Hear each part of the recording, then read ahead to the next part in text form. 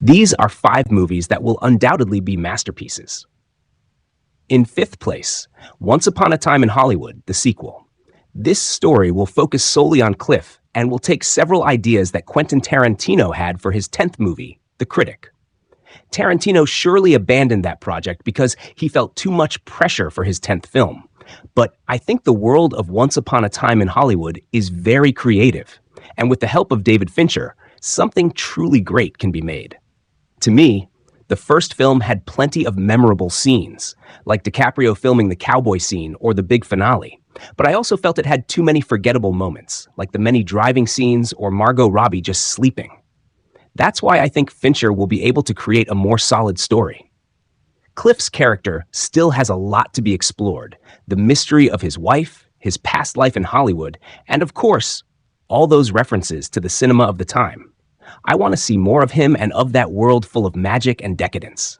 4th place, Avatar: The Last Airbender, the movie. The writers of this saga knew how to make each season spectacular, achieving an almost perfect show.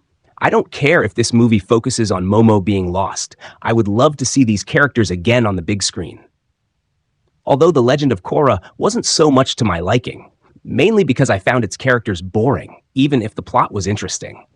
With the original Avatar gang, there's no way to fail. Every time they're together, the story comes alive.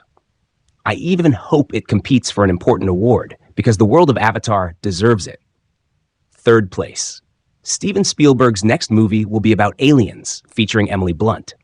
Spielberg has made some movies that, in my opinion, turned out a bit boring, like The Fabelmans and West Side Story.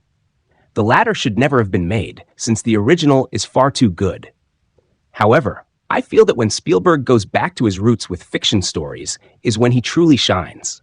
For example, he created his own style in movies that blended family drama with the extraordinary, like E.T. the Extraterrestrial, War of the Worlds, and Close Encounters of the Third Kind.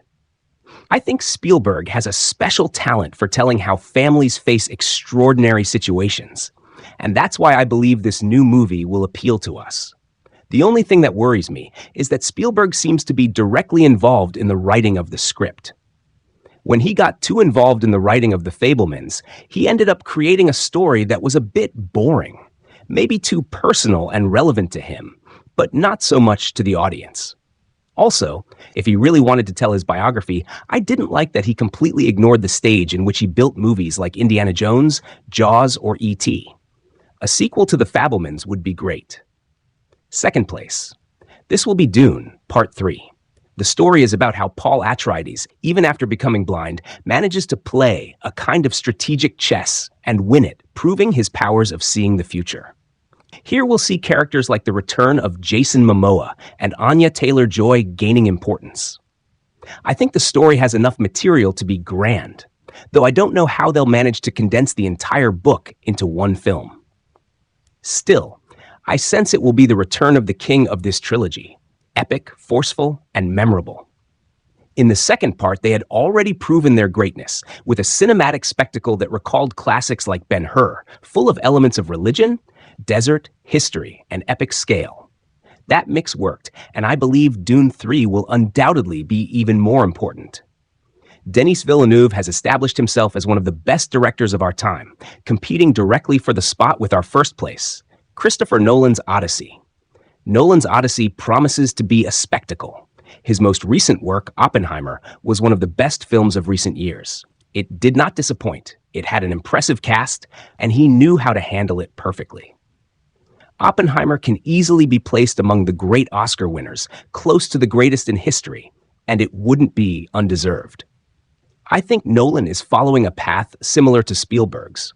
He began with great blockbusters and now creates works that impress the Academy. And I don't think it all ends with Oppenheimer. Just as Spielberg was able to make Schindler's List or Saving Private Ryan and keep shining, Nolan will continue to collect Academy Awards with the works still to come.